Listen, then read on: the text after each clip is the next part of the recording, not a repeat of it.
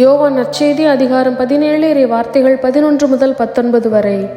இயேசு வானத்தை அண்ணாந்து பார்த்து வேண்டியது: தூய தந்தையே, நாம் ஒன்றாய் இருப்பது போல் அவர்களும் ஒன்றாய் இருக்கும்படி நீர் எனக்கு அளித்த உம் பெயரின் ஆற்றலால் அவர்களை காத்தருளும்.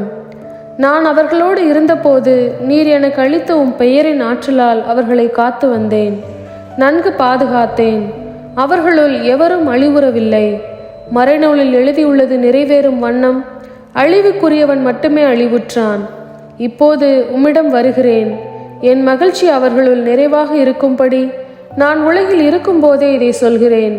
உம் வார்த்தையை நான் அவர்களுக்கு அறிவித்தேன். நான் உலகை சார்ந்தவனாய் இல்லாதது போல் அவர்களும் உலகை சார்ந்தவர்கள் அல்ல. ஆதலால் உலகம் அவர்களை வெறுக்கிறது.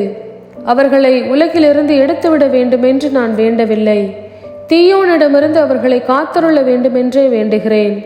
நான் உலகை சார்ந்தவனாய் இல்லாதது போல் அவர்களும் உலகை சார்ந்தவர்கள் அல்ல. உண்மையினால் அவர்களை உமக்கு அர்ப்பணமாக்கி அருளும். உமது வார்த்தையே உண்மை. நீர் என்னை உலகிற்கு அனுப்பியது போல நானும் அவர்களை உலகிற்கு அனுப்புகிறேன்.